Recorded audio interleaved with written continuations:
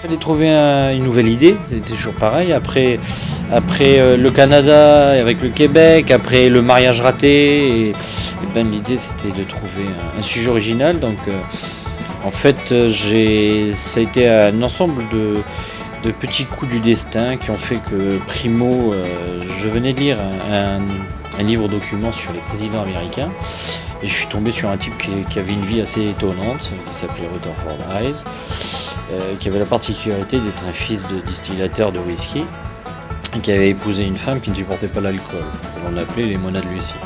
Et donc déjà c'était un bon départ. Ensuite c'est un type qui n'a pas été un mauvais président, il est même considéré comme un des meilleurs que les États-Unis aient eu, pas mal. Il aimait voyager, pas mal, ça c'est encore un troisième truc. Et à partir de tout ça, déjà on disait c'était un bon personnage de bande dessinée, il pourrait facilement se faire adapter.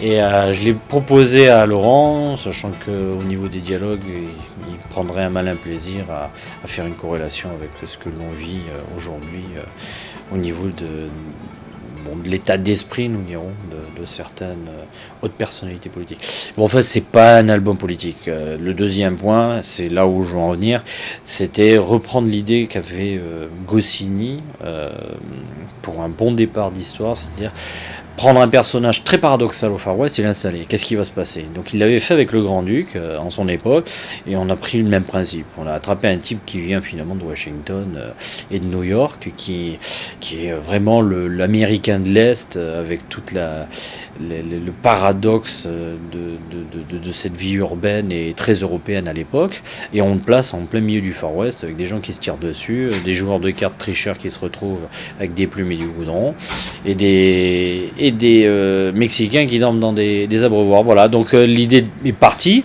et c'est en cours d'album, on s'est rendu compte que ça allait sortir au moment de la sortie des résultats des élections des présidentielles américaines. J'essaie toujours de m'adapter au rythme de Laurent parce qu'il a des activités qui sont plurielles.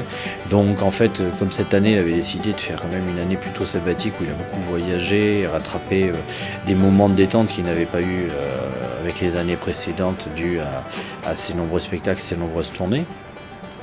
On s'est vu moins que sur les précédents, mais quand on s'est vu, on a beaucoup travaillé, ce qui nous a permis finalement d'élaborer un album concis. On a fait très vite la trame, ce qui nous a permis d'avoir notre chemin de fer et de savoir comment on allait développer notre aventure. Et quand on se voyait, évidemment, on notait toutes les idées, etc., les dialogues, les bonnes phrases. Et quand je revenais dans mon petit Gers, je redécoupais cette aventure. Et puis je la dessinais, ce qui était mon travail. Donc c'est un travail de co-scénario. Somme toute d'une certaine façon assez classique, peut-être pas très catholique par rapport à ce que font beaucoup de mes collègues, mais bon, on arrive toujours à finaliser le boulot comme on a pu le faire pour le second et le premier. Donc voilà.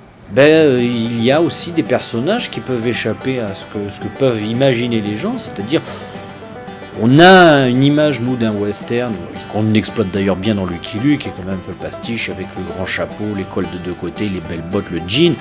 Bon, pas beaucoup de cow-boys portaient le jean, il y en avait certains qui avaient des chaussures à clous, il y en avait qui portaient des chapeaux melons, enfin bon, on est un peu loin de ça. Et au milieu de tout ça, il y avait des personnages étonnants, comme Scott Joplin, qui a commencé à faire du ragtime à cette époque-là, qui commençait à devenir un pianiste. Alors, on a quand même épuré, puisqu'il faut quand même rappeler que Scott Joplin a d'abord été au départ un pianiste de bordel, il faut dire ce qu'il est. Mais en adaptant ça un peu à la sauce pour quand même que ça soit lisible par tout public, on est allé chercher ces personnages de l'Ouest qui nous faisaient rire. C'est comme ça que j'ai découvert qu'il y avait comme un peu partout dans ce vaste pays qui était les États-Unis d'Amérique, des villages entiers avec des colons ne parlant pas la langue. Donc on est tombé sur des Allemands, le village existe, la ville existe toujours. On s'est imaginé vraiment la fête de la bière. Donc pour un président qui ne doit pas boire, se retrouve à un endroit où il doit supporter des discours avec des tas de gens qui boivent de la bière, je vous dis pas si c'est facile pour lui. En plus avec une femme qui n'aime pas boire. On le fait aller donc dans des villes comme Memphis, patrie de la musique, avec Scott Joplin qui sert de guide. On le fait rencontrer bien sûr Billy the Kid, qui est au début et à la fin de l'histoire, mais ça c'est la grande surprise. C'est un petit peu en même temps l'hommage à Maurice et Goscinny, et puis en même temps faire découvrir ces personnages historiques aux jeunes lecteurs qui connaissent pas encore tous la série. Voilà, c'est étoffer un univers, et puis c'est bien amusé. À côté de ça, j'étais assez fou, parce qu'étant co-scénariste, j'aurais dû peut-être me calmer, parce que j'ai quand même mis une locomotive, une diligence, des Indiens, des Chinois, des Allemands, des coups de pétard, 3 duels, enfin bon, là je crois qu'il y en a vraiment pour tout le monde. Je crois qu'il est vraiment, il est épais cet album, j'en aurais pu faire 3 même. Bon, disons que j'ai ma charte graphique que je respecte, c'est évident. Bon, maintenant, quand même, Lucky Luke m'accompagne depuis près de 8 ans, faut quand même y penser. Ça donc, ça commence. Alors, bon, si, oui, je dirais que oui, le dessin est naturel aujourd'hui.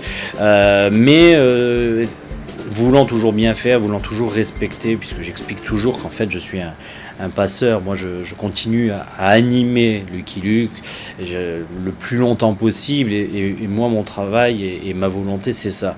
Je ne me l'approprie pas complètement. Ça restera toujours le bébé de Maurice. Moi, je suis là, je suis un peu plutôt le grand frère qui va le prendre, et je vais en continuer à l'animer pour permettre de nouvelles générations de lecteurs de le découvrir. Donc au niveau du dessin, ma démarche est similaire. C'est-à-dire, je ne tiens pas à révolutionner le personnage. Il est sûr qu'au niveau du traitement, du graphisme, il y aura une évolution qui se fera de la même manière que Maurice a fait évoluer le personnage. Mais ça, c'est le temps qui fait. En revanche, j'essaye de garder tous les gimmicks, de garder toutes les poncifs et les habitudes qu'avait instauré Maurice, en simplement m'inspirant de sa technique de travail qui était de coupler tous ces cadrages et ces animations en fonction du cinéma de l'époque. Donc en fait, je dirais que Maurice était arrêté plus ou moins au western spaghetti. De mon côté, je suis plutôt dans la veine de Open Range ou du dernier train du train de 3 heures pour Yuma, enfin voilà, des westerns plus actuels, ou des reprises plus actuelles du western, ou Deadwood par exemple, si on veut parler d'une série télévisée. Voilà, c'est plus proche de ça, donc le cadrage se modifie un peu, peut-être plus moderne. Après, évidemment, il y a des évocations, je dirais, plus actuelles, pour que, de la même manière que faisait Goscinny, les gens rient sur des choses qui leur rappellent des points, je dirais, de la vie de tous les jours, voire des points d'actualité. Question album, eh bien évidemment, comme tout enfant des années 60, un jour on a la velléité de s'acheter son album, parce que à l'époque, les parents, ils vous faisaient cadeau 2 fois dans l'année. C'était Noël et l'anniversaire. Après, il n'y avait rien d'autre. Donc, c'était pas énorme. Donc, la frustration faisait partie du plaisir à l'époque. Et je me rappelle, j'avais eu les velléités d'avoir un album à moi parce que je voulais me le choisir.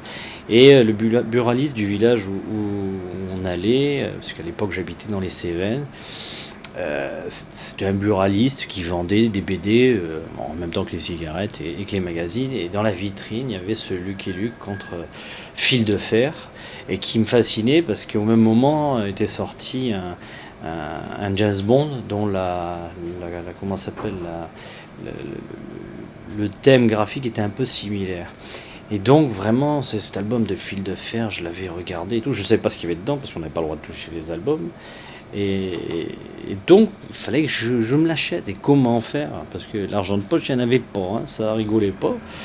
Et donc, j'ai détourné la moitié de la quête pendant 7 semaines, tout simplement, en allant à l'église au moment de la quête. Au lieu d'en faire 2, j'en faisais qu'une.